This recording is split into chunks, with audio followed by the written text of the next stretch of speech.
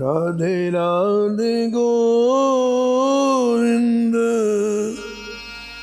गोविंद राधे राधे राधे गोविंद गोविंद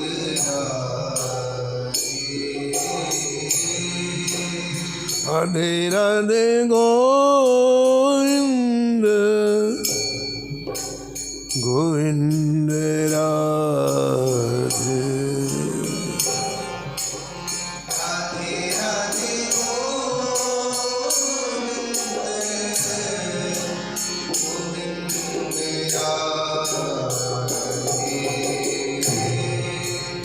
गोविंद राधे बोलो गोपाल राधे गोविंद राधे बोलो गोपाल राधे गोविंद राधे बोलो गोपाल राधे गोविंद राधे बोलो गोपाल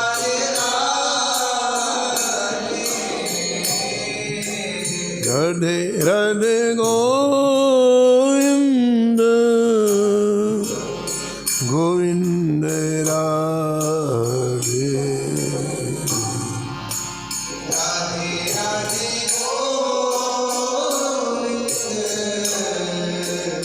गोविंद राधे राधे गोविंद गोविंद राधे राधे राधे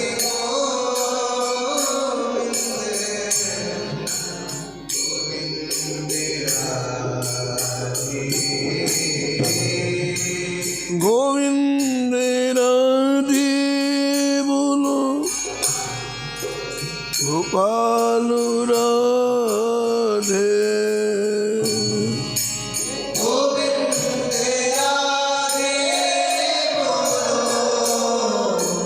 गोपाल राधे गोविंद राधे बोलो गोपाल राधे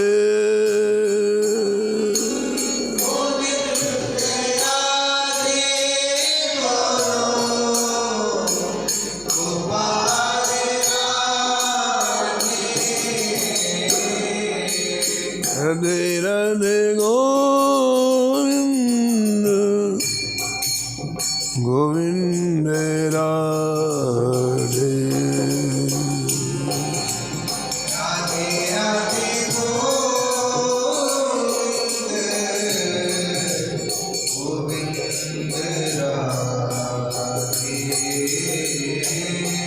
हे राधे राधे गोविंद गोविंद राधे राधे राधे गोविंद गोविंद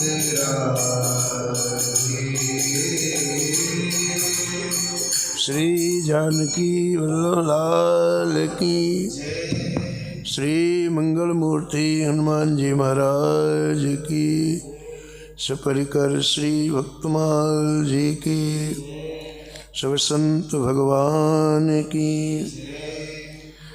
श्री स्वामी अग्रदास जी महाराज की श्री नाभाजी महाराज की श्री प्रियादास जी महाराज की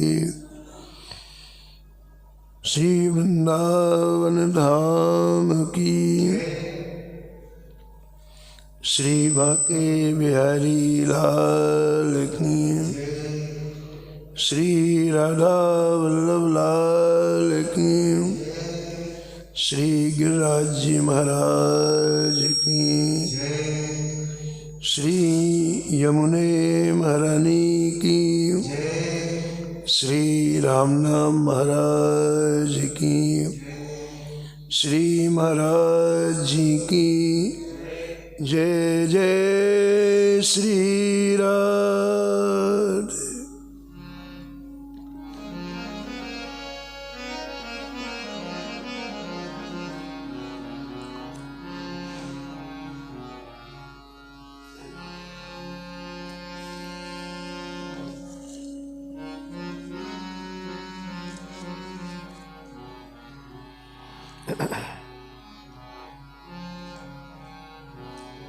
श्री रामानंद रघुनाथ जो,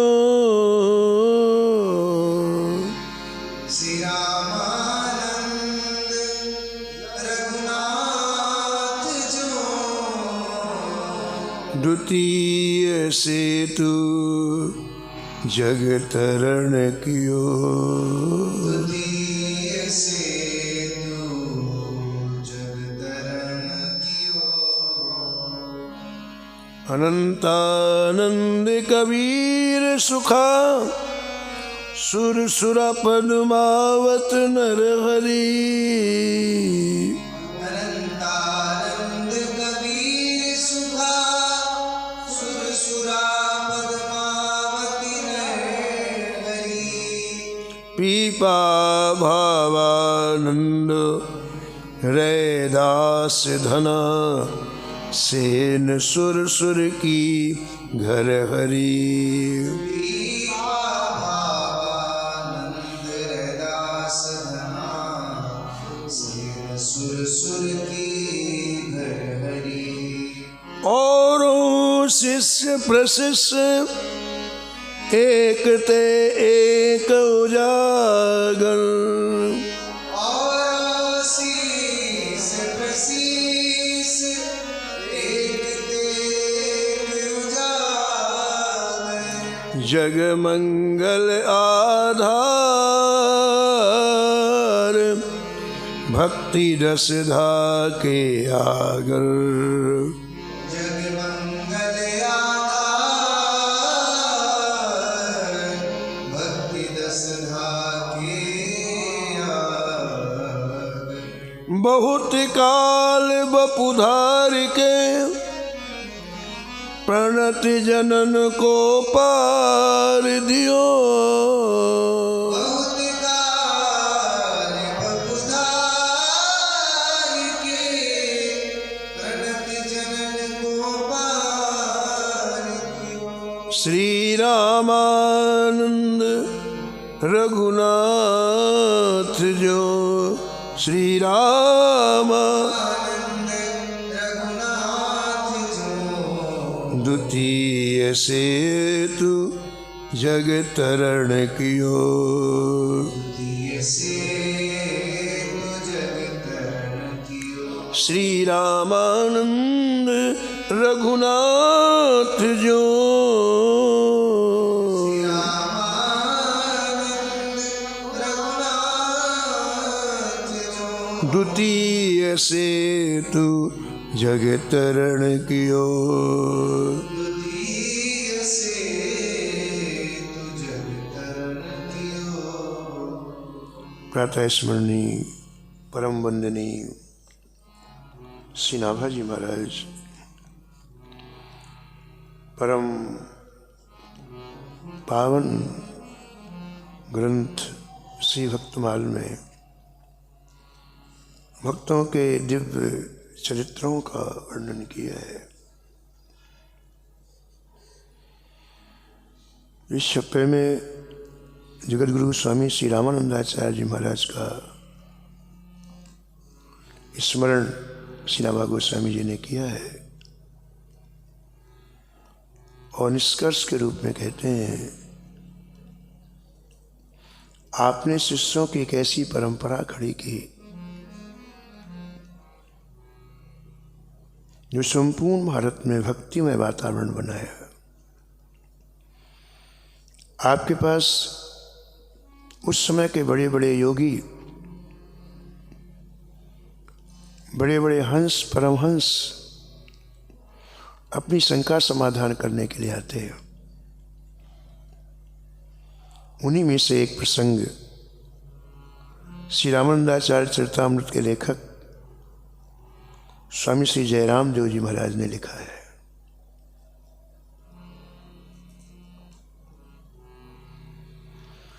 एक बार आकाश पथ आए गोहिणनाथ,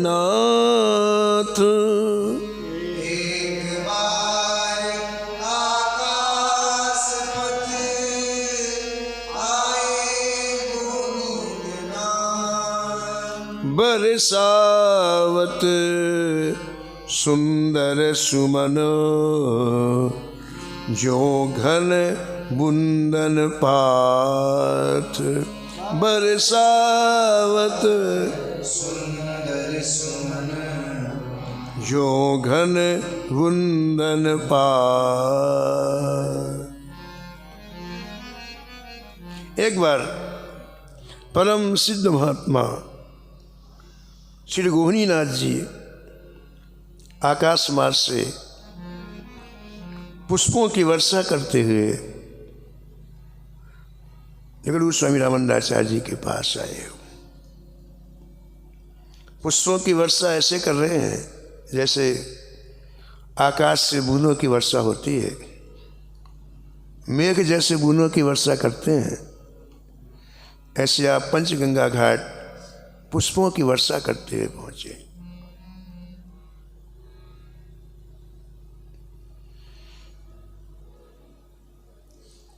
ये कई हजार वर्षों के योगी थे। हिमालय में इनका निवास था। संसार के संपूर्ण विषयों से विरक्त थे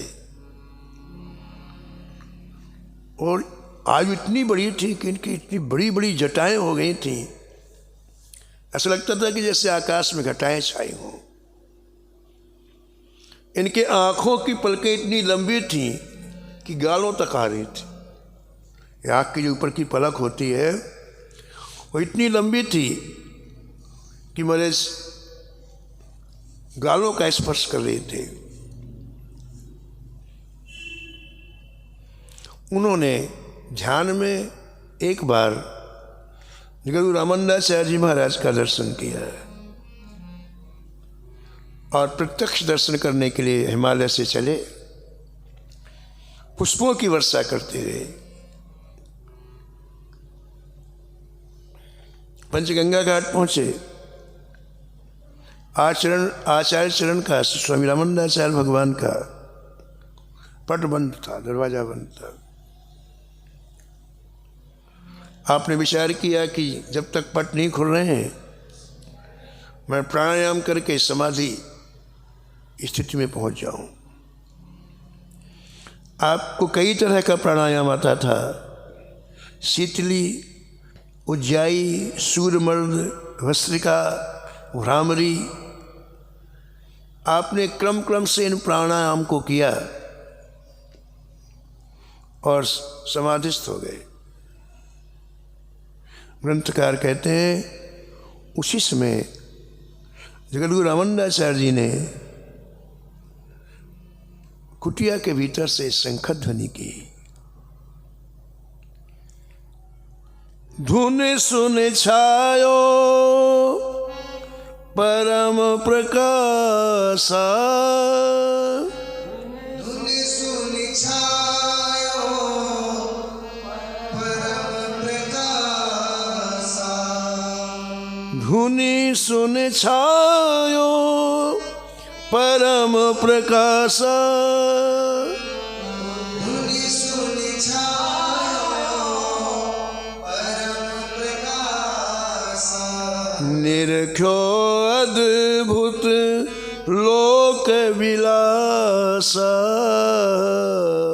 निरख्यो अद्भुत लोक विकासा, निरख्यो अद्भुत लोक विलासा फिर क्यों अकेल लोक विकासा लोक विलासा लोक विलासा लोक विलासा लोक विलासा। आचार्य चरण के शंकर ध्वनि का कमाल देखो आप। वो शंकर ध्वनि जैसी कान में गई वैसे ही उन्हें दिव्य लोक का दर्शन हुआ वहीं बैठे बैठे।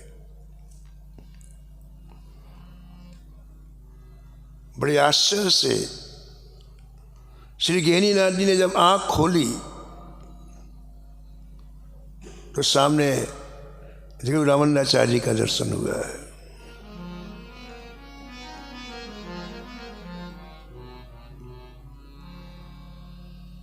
आचार्य चरण अनुग्रह करके बोले, आचार्य चरण बोले कि श्रीमान जी आप योग के बल से बड़ी लंबी आयु प्राप्त की है, लेकिन इससे मुक्ति मिलना, भगवत धाम मिलना दुर्लभ है। मात्र योग से भगवत धाम को मिलना, मुक्ति मिलना दुर्लभ है। क्यों? आचार्य चरण कहते हैं कि जैसे कोई मूर्ख मनुष्य चाहे कि मैं स्वर्ग जाके अमृत पी आऊं, ऐसी ये स्थिति है।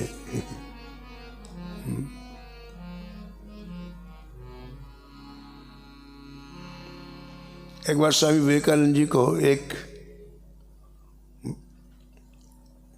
महात्मा मिले। उन्होंने कहा हमने कई सिद्धियां अर्जित की हैं, देखिए गंगा जी के उस पार हम बिना नाव के चले जाएंगे। उस महात्मा ने श्री विवेकानंद जी को दिखाया कि खड़ाऊ पहने हुए जल के ऊपर सीधा, जैसे अपन थल में चलते हैं पृथ्वी में, ऐसा चला गया इस पार से उस पार, गंगा की धारा के ऊपर चला गया।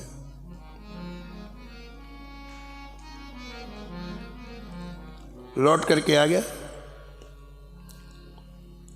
तो पूछा इस सिद्धि को, विवेकानंद जी इस सिद्धि को प्राप्त करने में कितना लगा समय आपको? बोले 40 साल लग गया। ये काम तो 2 रुपए दे के नौका से भी हो सकता था। इधर से उधर जाना, 2-4 रुपए खर्च गए। अरे इस 40 साल में भगवान का नाम जप करते तो क्या मिल जाता?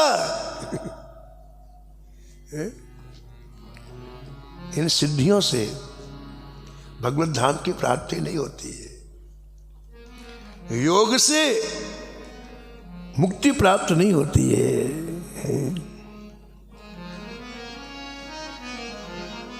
महाराष्ट्र में संत ज्ञानेश्वर हुए हैं, जिन्होंने मात्र 17 वर्ष की आयु में श्री गीता जी की टीका लिखी। उसका नाम है ज्ञानेश्वरी। मात्र 17 वर्ष की आयु, बड़े दिव्य भाव है।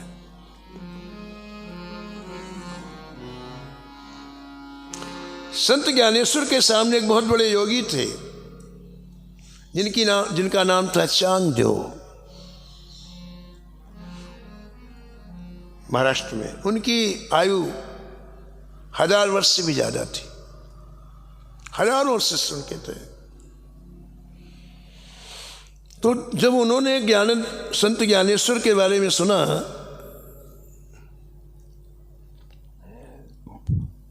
तो उन्होंने विचार किया इनको पत्र लिखना चाहिए। कागज मंगाया, कलम मंगवाई, लिखने लग गए। तो विचार किया कि मैं इसे आशीर्वाद दूं कि इसे प्रणाम करूं। इसका इतना सुयश चारों तरफ फैला हुआ है, इसे आशीर्वाद कैसे दूं? और मैं इतना बड़ा योगी, मैं प्रणाम क्यों करूं? तो खाली कागज ही भेज दिया इनके पास। समझ में नहीं आया ना कि क्या, खाली कागज भेज दिया। कागज लेकर सेवक आया, संत ज्ञानेश्वर जहाँ विराजे थे, समीप में उनकी बहन मुक्ता जी थी। तो कागज मुक्ता जी ने अपने हाथ में लिया। देखो उसमें कुछ नहीं लिखा था। उन्होंने संत ज्ञानेश्वर से कहा, अपने भैया, ये इतने 1000 वर्ष का योगी चांगदेव कोरा का कोरा ही रह गया। जैसे कागज कोरा है, कोरा का कोरा रह गया, कुछ नहीं मिला इसे। जो सेवक लेके आया था उसने जाकर के जो सूचना दी तो उनको धक्का लगा और विचार किया कि मिलने के लिए जाएंगे, संत ज्ञानेश्वर से मिलने के लिए जाएंगे। अब महाराज ये उपलब्धियां भी अहंकार मजबूत करती हैं। तो 1000 वर्ष में कई हजार तो शिष्य थे और नई नई उपलब्धियां थी, तो अहंकार भी दृढ़ हो गया था। तो बोले जाएं तो सिद्धि के बल पर जाएंगे। एक सिंह के ऊपर सवार हुए चांगदेव जी और एक बड़े काले सर्प को कोड़ा बनाया। सिंह के ऊपर सवार होकर के चांगदेव जी संत ज्ञानेश्वर के पास पहुंचने ही वाले थे। तो संत ज्ञानेश्वर, ऐसी ठंडी का समय था, बाहर एक टूटी दीवार में बैठे हुए धूप ले रहे थे। उनके बड़े भाई का नाम है निवृत्तिनाथ। निवृत्तिनाथ ने कहा, ज्ञानेश्वर वो योगी जी आ रहे हैं, तो हमको स्वागत करना चाहिए। बोले हाँ। संत ज्ञानेश्वर जिस दीवार में, टूटी दीवार में बैठे धूप ले रहे थे ना, उसी को यूं कर दिया। बोले चल। अब वो दीवार चलने लग गई। वो दीवार उठी और आकाश दीवार उधर से आ रहा है, सिंह में बैठा हुआ। उसने देखा कि भाई मैंने तो किसी जीवित प्राणी को ही बस में किया है, सिंह को। इसने तो महाराज जड़ को अपने बस में कर लिया। तो फिर महाराज उतरा सिंह से, प्रणाम किया ज्ञानेश्वर जी को। ज्ञानेश्वर जी अपने स्थान में ले आए।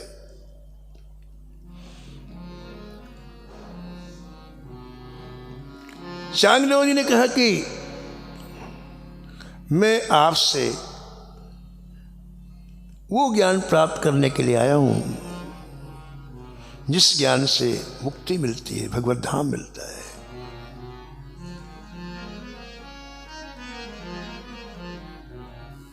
संत ज्ञानेश्वर ने अपनी सूक्ष्म दृष्टि से देखा कि वो ज्ञान प्राप्त करने लायक है कि नहीं, ये पात्र है कि नहीं। तो क्या देखा कि स्वयं का अभिमान तो गलित हो रहा है, लेकिन मेरे इतने शिष्य हैं, ये अभिमान गलित नहीं हुआ अभी। ये भी एक अभिमान होता है। हमारे 5000 शिष्य, हमारे 10,000, ये भी एक अहंकार का सूचक हो गया है। और ये सारी चीजें आफत है। किसी भी चीज का अहंकार भक्ति के मार्ग में बहुत बड़ा बाधक है। किसी भी चीज का, अपने गुणों का हो, अपने परिवार का हो, अपने धन का हो।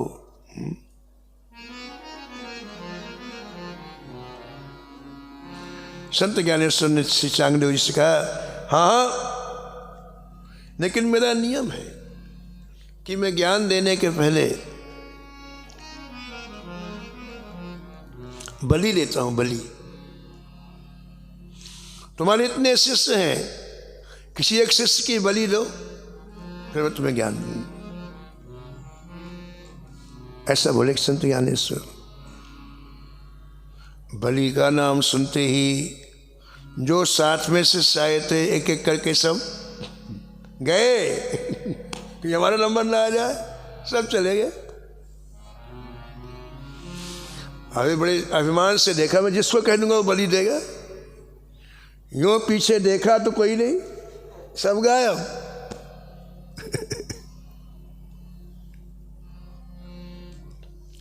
अब महाराज इनके अंदर का अहंकार टूटा। संत ज्ञानेश्वर ने कहा, मुझे किसी शिष्य की बलि नहीं चाहिए, अपना अभिमान ही आप बलि के रूप में चढ़ा दो, आप खाली हो जाओ। और इसके बाद फिर उन्होंने उपदेश दिया है। तो यहां आचार्य चरण कह रहे हैं, बोले प्रभु जिन योग बल पाई आयु अपार, बोलो प्रभु जिन योग बल पायो आयु अपार, तिनहि न संभव मुक्ति जिमी, तिनहि न संभव सुधा लहे न गवार, सुधा लहे। तुमने योग बल से आयु तो बहुत प्राप्त कर लिया। श्री गहनीनाथ से आचार्य चरण कह रहे हैं, लेकिन मुक्ति दुर्लभ है, भगवत धाम दुर्लभ है। जैसे मूर्ख मनुष्य स्वर्ग के अमृत की चाह करे और प्राप्त नहीं कर सकता है। श्री रामानंदाचार्य जी कहते हैं, कोई योग सिद्ध करके बड़े बड़े काम कर सकता है, लेकिन अंतःकरण तभी शुद्ध होगा, अंतःकरण कामनाओं से वह तभी होगा जब भक्ति का प्रवाह इसके ऊपर से बहेगा। नहीं भाजी, वो ये चीज ऐसी कैसी रहती, ये ध्यान देने की बात। राम कथा मंदाकिनी, राम कथा मंदाकिनी, चित्रकूट चितचार, चित्रकूट चितचार, ठाकुर की कथा की मंदाकिनी बहे हमारे अंतःकरण में, तब ये चित्त स्थिर हो जाता है। स्थिर चित्त का नाम ही चित्रकूट है। कथा ही मंदाकिनी गंगा है। फिर क्या होगा? तुलसी सुभग स्नेह बनो, तुलसी सुभग स्नेह बनो, सिय रघुवीर बिहार, सिय रघुवीर बिहार। बड़े स्नेह का वन हमारे हृदय में प्रकट हो जाता है और युगल सरकार प्रिया प्रीतम नित्य विहार करने लगते हैं। कितनी सरल और सहज बात है। लेकिन इसके बदले में कोई हजारों वर्ष योग करे, योग की सिद्धि प्राप्त करे, तो आचार्य चरण कहते हैं कि ये मन कामनाओं से रहती होगा, और कामना है, और कामना है, और कामना का मतलब ये संसार में फंसना। हनुमान चालीसा में लिखा है, और मनोरथ जो कोई लावे, और मनोरथ जो कोई लावे, तासु अमित जीवन फल पावे, तासु अमित जीवन फल पावे, जीवन फल पावे।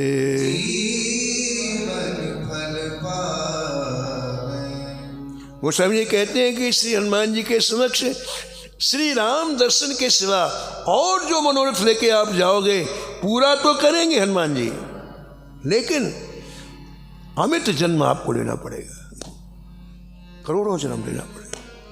क्यों? क्योंकि एक मनोरथ पूरा होते ही दूसरा मनोरथ उत्पन्न हो जाता है। ये नियम है। एक मनोरथ पूरा दूसरा उत्पन्न हो जाता है। और आप फिर हनुमान जी से कहोगे फिर हनुमान, तो उसका परिणाम आयु तो लिमिटेड है। मानो 100 वर्ष का फिर जन्म लो, फिर लो। यानी ये कामनाएं अमित जन्म, करोड़ों जन्म लेने के लिए बाध्य कर देंगी। कामनाएं ही संसार है। योग से अंतःकरण कामनाओं से रहित नहीं होता है। और जब तक ये अंतःकरण, जब तक ये मन निर्मल नहीं होता है, तब तक श्री ठाकुर जी की प्राप्ति नहीं होती है। और जब तक ठाकुर जी की प्राप्ति नहीं होती है, तब तक इस जीव को पूर्ण आनंद की प्राप्ति नहीं होती है।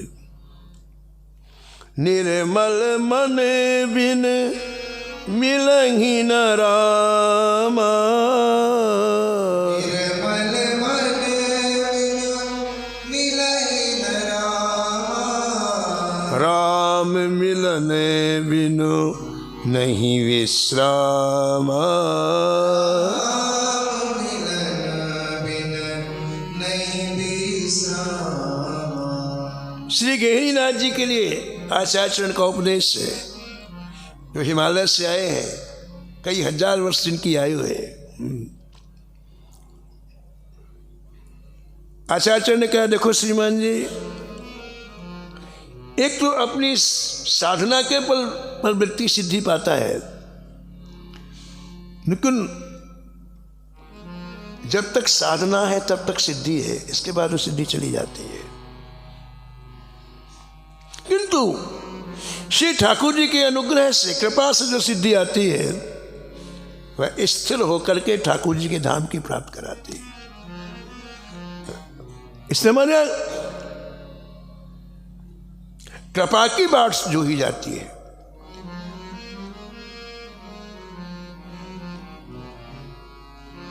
नाथ कृपा को पंथ चितवत हो दिन रात,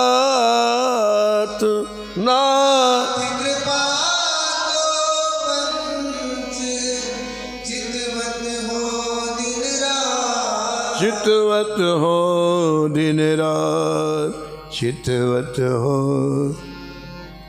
अब प्रभु कृपा करहु यही भांति, प्रभु कृपा करहु यही भांति, सब तजी भजन करो दिन राती, तज भजन करहु दिन रात, दिन राती, दिन राती। जितने श्री ठाकुर जी के प्रेमी हुए हैं, सबने ठाकुर जी की कृपा का आश्रय लिया है, अपने पुरुषार्थ का नहीं।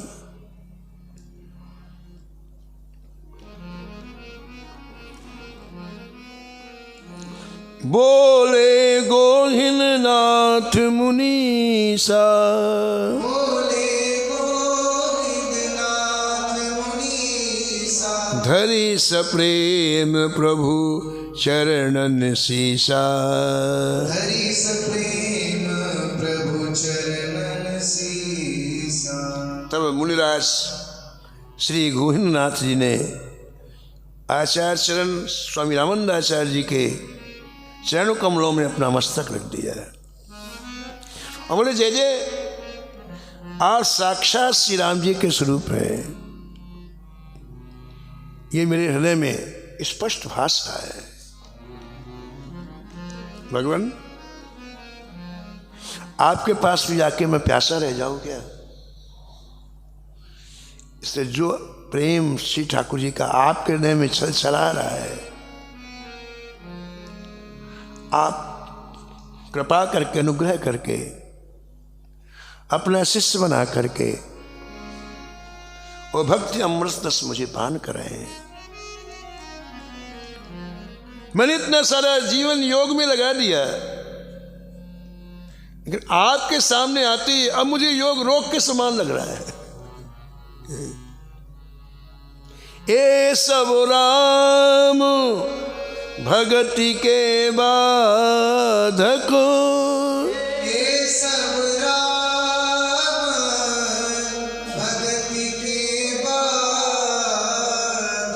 कहाई संत तव पद अवराधक। संत सब पद अपराधक। इसलिए महाराज सब तरफ से मेरी वृत्तियां हटा करके आप केवल ठाकुर जी के चरणों में लगा दो। इसी का नाम है विवेक। हम में और पशु में क्या अंतर है बताओ आप? पशु भी खाता है, पशु भी संसार के भोग भोगता है, पशु के मन में भी कई तरह की बातें आती हैं। अंतर क्या है? सारी चीजें हमारी और पशु की जितनी इंद्रियां हैं, आंख कान नाक, जैसे हम देखते हैं, सुनते हैं, खाते हैं, पीते हैं, ऐसे पशु भी करता है। क्या अंतर है? एक बार दधीच ऋषि के पास इंद्र आए, देवराज इंद्र आए, देवताओं के राजा इंद्र आए। तो बात बात पे दधीच ऋषि ने भोगों की निंदा की और इंद्र से पूछा, इंद्र तुम्हें बताओ, तुम्हारे में और कुत्ते में क्या अंतर है? 33 करोड़ देवताओं का राजा है, तुम्हारे में और कुत्ते में क्या अंतर है? जो सुख तुम इन सची के साथ लेते हो, इंद्राणी के साथ, वही कुत्ता कुतिया के साथ लेता है। सब वही का वही।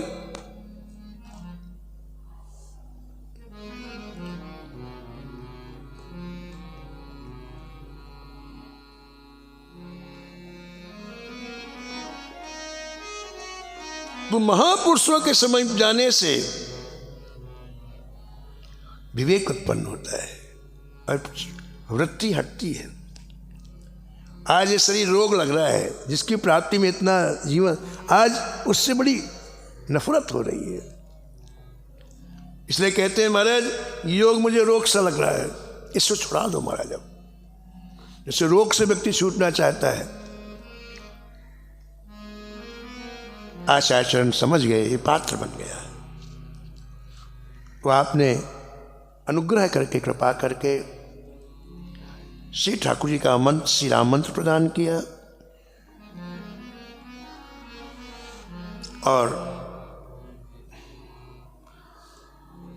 वह जो भ्रम था उसे दूर किया। भ्रम तो है, ये सब भ्रम है।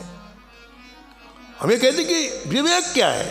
विवेक ये है कि मानव जीवन प्राप्त करके हम भगवत प्राप्ति कर लें। नहीं, हमारे में और पशु में कोई अंतर नहीं है।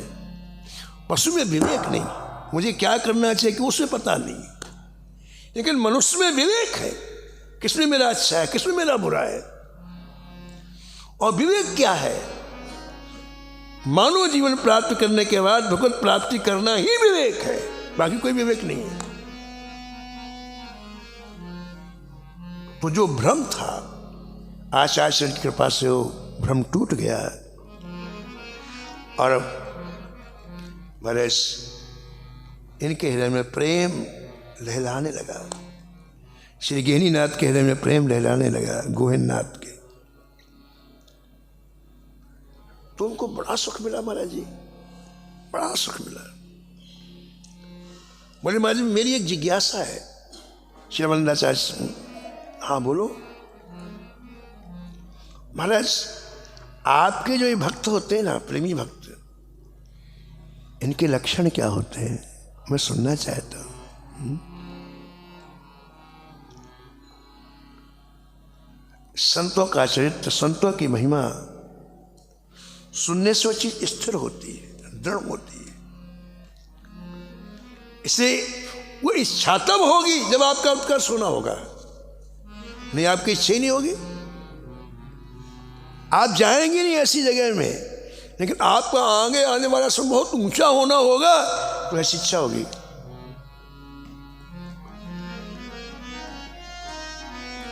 बोले प्रभु अति कोमल वाणी,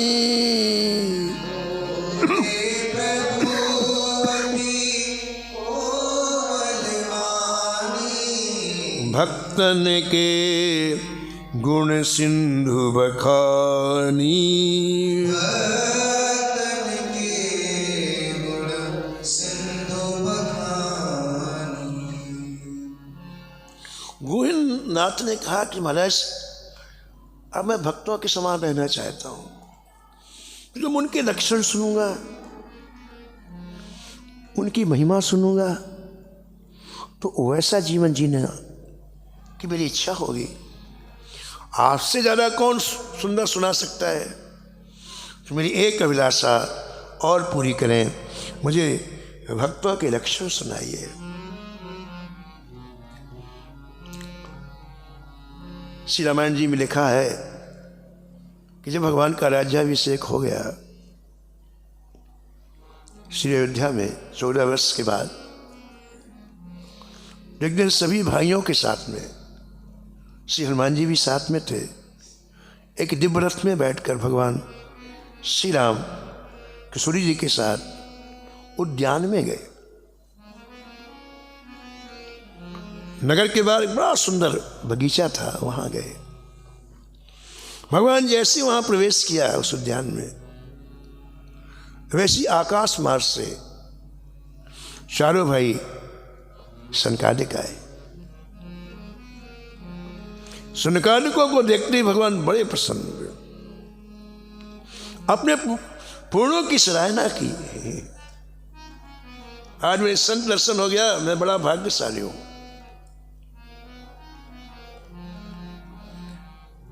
भगवान श्री राम जो उत्तरी ऐसा ओढ़े हुए थे, उसको निकाला माजी, उसका आसन बनाया, क्योंकि वहां तो उद्यान में कुछ नहीं था।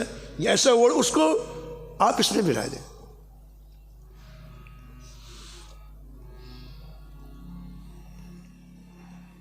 और बड़े भावपूर्वक स्तुति की सनकादिकों की। सनकादिक थोड़ी देर के बाद चले गए, तो सभी भाइयों के मन में बात आई कि ठाकुर जी संतों का इतना सम्मान करते हैं, तो हमसे भूल ना हो जाए। कोई संत मिले, हम सम्मान ना कर पाए, तो पूछे ठाकुर जी से आज कि महाराज संतों के लक्षण क्या होते हैं, जिससे हमसे गलती ना हो। सबसे ज्यादा ये बात भरत जी को पूछने की इच्छा हुई। भरत संत है ना, तो सीधे कभी प्रभु से बात नहीं करते भरत जी। भरत जी ने हनुमान जी की तरफ देखा और समझ गए हनुमान जी की भरत जी क्या पूछना चाहते हैं। हनुमान जी को छूटे, कभी भी ठाकुर से कुछ भी पूछ ले। सामने आके हनुमान जी ने हाथ जोड़ के कहा, जय जय। श्री भरत जी कुछ पूछना चाहते हैं। अरे तो क्या बात, पूछो भैया, भरत पूछो क्या पूछना है। हाथ जोड़ करके भरत जी ने कहा, जय जय। संतन के महिमा रघुराई, संतन के महिमा रघुराई। बहु विधि वेद पुराणन गाई। विधि वेद पुराणन गाई। संतों की महिमा से ग्रंथ भरे पड़े हैं महाराज। भरत जी कहते हैं जय जय। और हमने अपनी आंखों से देखा कि आपने संतों का कितना सम्मान किया, कितने आह्लादित हुए आप। सुना चाहूं मैं तिनकर लक्षण, सुना चाहूं मैं कृपा सिंधु गुण ज्ञान विचक्षण। सिंधु गुण ज्ञान विचक्षण। ज्ञान विचक्षण, ज्ञान विचक्षण।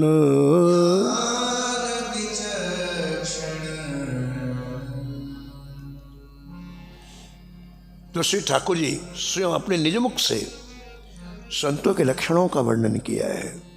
भरत मेरे संतों का एक स्वभाव होता है, बड़े शीलवान होते हैं, संपूर्ण गुणों के समुद्र होते हैं और संसारी विषयों में उनकी कभी कोई रुचि नहीं होती है। दूसरे का दुख देखकर दुखी हो जाते हैं और दूसरे का सुख देख करके सुखी हो जाते हैं। विषय अलंपट शील गुण कर,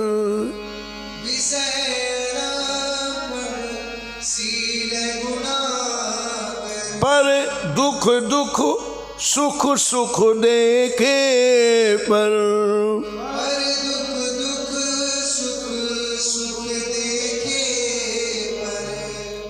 भरत मेरे संतों की सबसे विशेष बात यह होती है, उनको कभी मद नहीं होता है।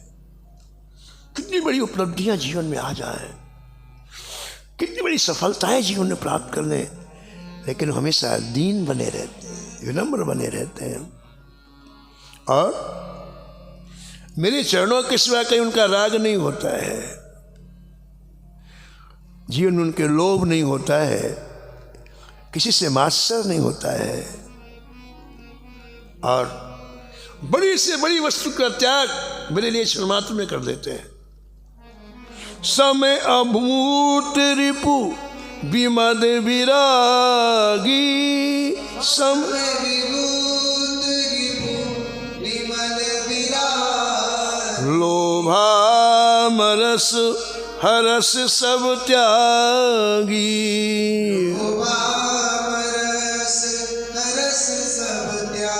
भरत मेरे जो संत होते हैं बड़े कोमल चित्त होते, कठोर चित्त नहीं होते।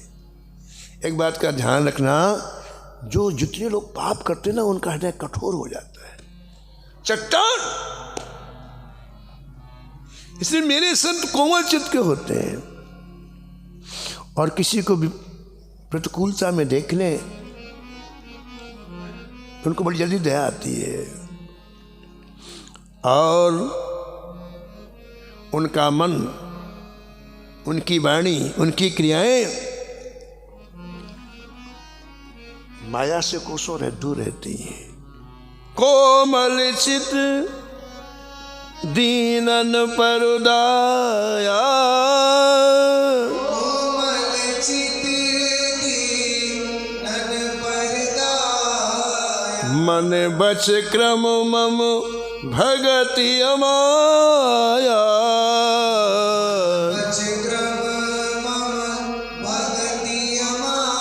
भगति अमाया, भगति अमाया,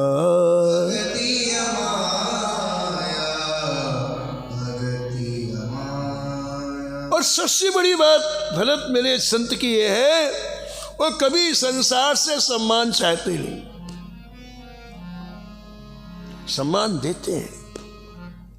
तुलसी कहत पुकार के बड़ो दान सन्मान, जितने दान हैं उनमें सर्वश्रेष्ठ दान है दूसरे को सम्मान देना, सबसे बड़ा दान है। श्री ठाकुर जी कहते हैं, श्री राम जी कह रहे हैं, भरत ये मेरे भक्ति की सबसे बड़ी विशेषता है कि वो कभी भी सम्मान नहीं चाहता है, अमानी रहता है। और ऐसा भक्त भरत मुझे प्राणों के समान प्रिय।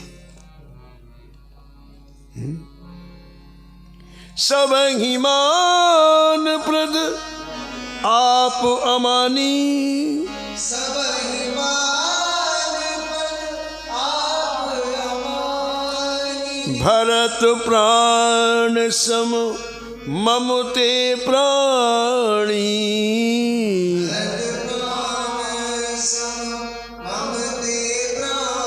ममते प्राणी, ममते प्राणी।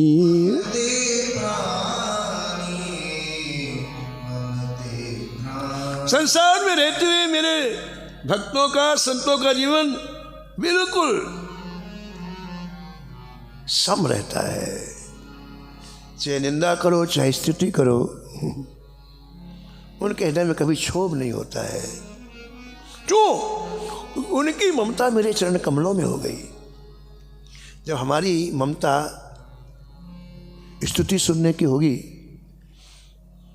तो हमें प्रसन्नता होगी, और निंदा करने पर हमें बड़ा दुख होगा। लेकिन ममता ही नहीं है, ममता ठाकुर जी के चरणों में, तो कोई चाहे जय जय बोले, चाहे कोई जूतों की माला पहने, कोई फर्क नहीं पड़ना।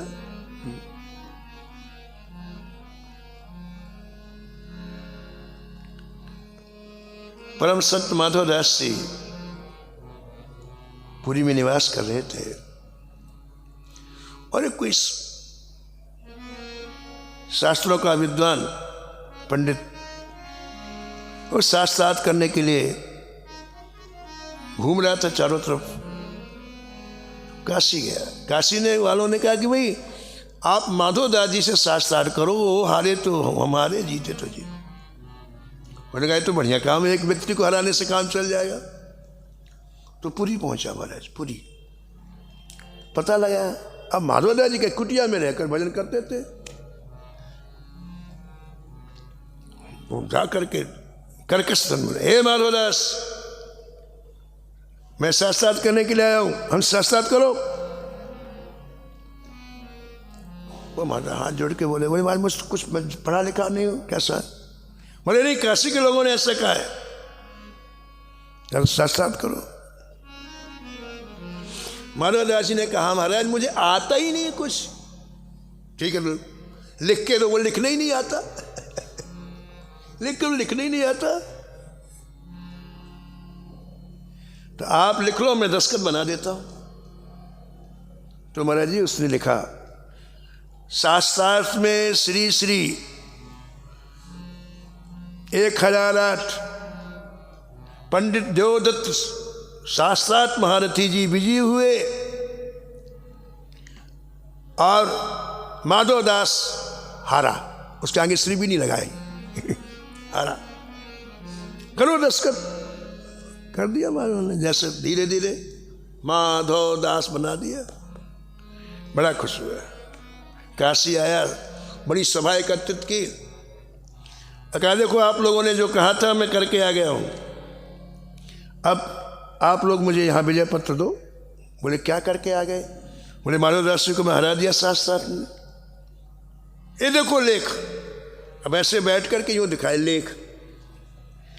रास्ते में ठाकुर जी ने भाषा ही बदल दी ठाकुर जी ने क्या किया, श्री श्री 1008 श्री माधवदास जी जीते और देवदत्त हारा। तो लोग हंसने लग गए। ऐसे में अपना थोड़ी दिखता है, यूं दिखता है। बोले क्यों हंस रहे हो? बोले आप ठीक से इसको पढ़िए यूं किया, उसमें वही लिखा था श्री माधवदास जी जीते देवदत्त। बड़ा गुस्सा आया हमारा, आग बबूला हो गया हो। तो बोले इसका पूरी में अपमान करूंगा। अरे लिखा तो तूने ही भाई, अपमान की क्या बात है? बोले बुद्धि खराब होता ऐसा होता है। फिर मैं सैकड़ों पंडित को लेके गया। ए माधवदास। बोले हाँ क्या हुआ? बोले तुम कुछ जादू मंत्र जानते हो? ये क्या किया, कर दिया? मैंने कहा मैंने तो कुछ, आपने लिखा, मैंने तो कुछ नहीं किया। बोले दिखाइए। दिखाया, वहाँ फिर पलट गया वहाँ था माधवदास जी हारे, ये जीता। अब उसकी बुद्धि खराब हुई। बोले ऐसे नहीं, पूरी वालों को पता चल जाए कि मैं जीता हूँ, तो आज मैं तुम्हें गधे में बैठा करके जूतों की माला पहना करके तुम्हारा चेहरा काला करके पूरी में घुमाऊंगा। तो माधवदास से कोई विरोध नहीं किया कि ना ऐसा मत करो, कुछ नहीं। बोले भैया श्री ठाकुर जी का भोग लगाना है, मैं भोग लगा के आ जाऊं, फिर चाहे गधे में बैठा देना, कुत्ते के मन में कोई फर्क नहीं। ये कह रहे सम।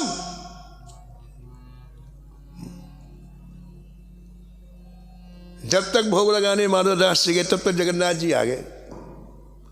एक विद्यार्थी का उदाहरण कर, कैसे खड़े हो? ठाकुर ऐसे बोलते हैं, कैसे खड़े हो? अरे बोले माधवदास जी को हरा दिया मैंने आज की, मेरे को यात्रा निकालनी है, पूरी वालों को पता तो चले।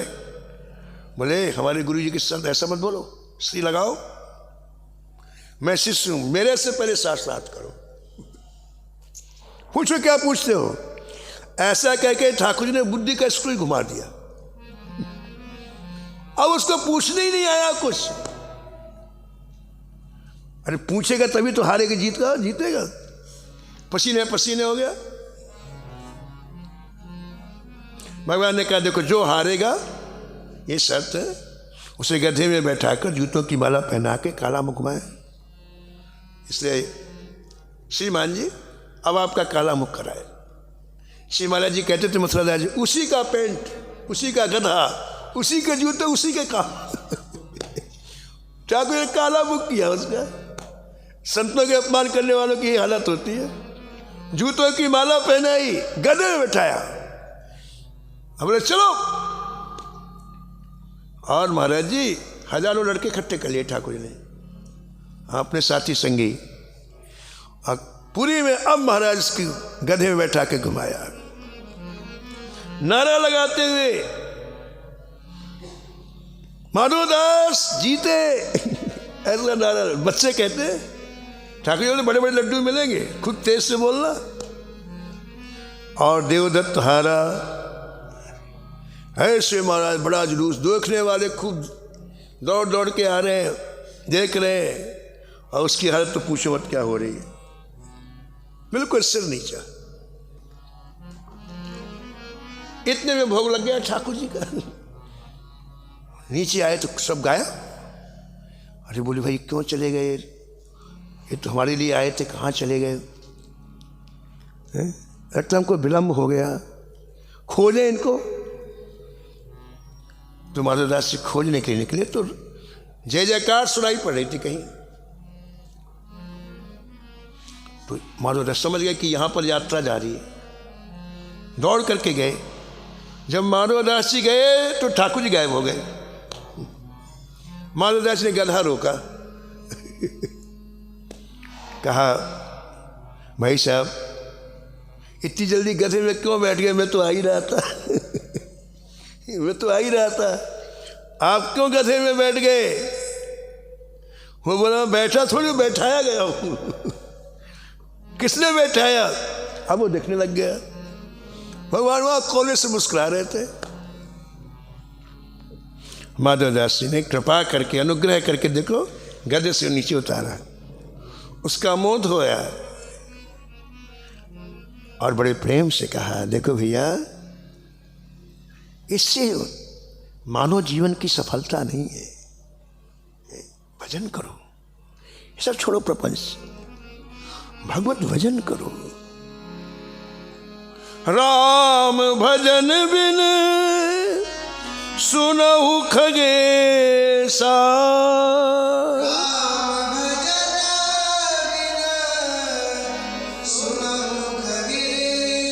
मिटे न जीवन केर कलेसा,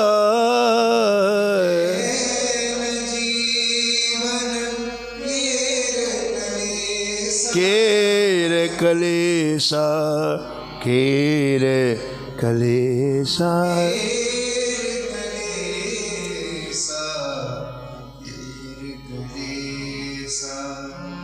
तो आचार्य चरण गुरु रामानंद आचार्य जी उस योगी राज को जो अब परम भक्त बन गए हैं, संतों के लक्षण का वर्णन करते हुए कहते हैं कि देखो बस भक्त की दृष्टि में सोना मिट्टी एक समान होता है, चक्रवर्ती सम्राट और नौकर एक समान होता है, कल्प वृक्ष और सामान्य वृक्ष दोनों एक समान होते हैं।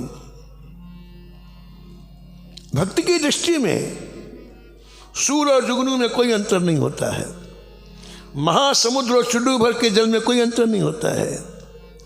भक्त संसार को तिनके के समान मानता है। भक्त को अपना शरीर भी बोझ के सरीके लगता है। क्यों? बोले भक्तों के हृदय में श्री ठाकुर जी विराजमान रहते हैं। जैसे सरोवर में हंस, आकाश में चंद्रमा, ऐसे भक्तों के हृदय में श्री राम विराजमान रहते हैं। ऐसे भक्तों के दर्शन से भक्ति सज्जा उत्पन्न हो जाती है।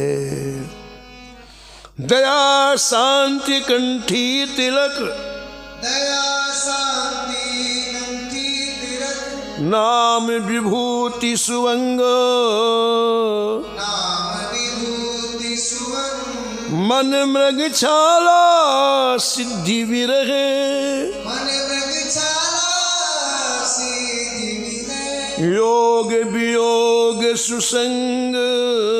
योग वियोग सुसंग। मेरे भक्त के दया रूपी कंठी गले में रहती है, भक्तों के मस्तक पर शांति रूपी तिलक होता है और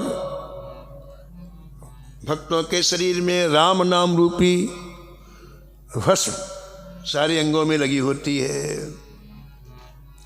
मन की स्थिरता रूपी मृगशाला रहती है और वियोग रूपी योग रहता है भक्तों के हृदय में, और विरह ही सर्वदा उनके लिए सिद्धि है। ऐसे प्रेमी भक्तों के वो सत्संग में रहते हैं, हमेशा अपने मन बुद्धि चित्त को प्रेमी भक्तों के सत्संग में रखते हैं।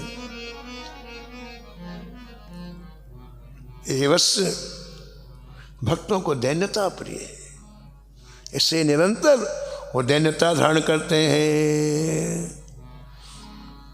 और बात तो है कि इन भक्तों के गुणों का वर्णन कोई कर नहीं सकता है, लेकिन कुछ गुण मैंने तुमको बतलाए हैं। महाराज श्री गेहिन मुनि जो बड़े योगी रास्ते आज जीवन का परम लक्ष्य प्राप्त करके बार बार रमणाचार्य के चरणों में प्रणाम किया और आज्ञा लेकर को महाराज जहाँ से आए थे हिमालय से वापस चले गए, भक्ति रस में डूब गए। कथा को यहीं विराम, शेष कथा आप कल श्रवण करें।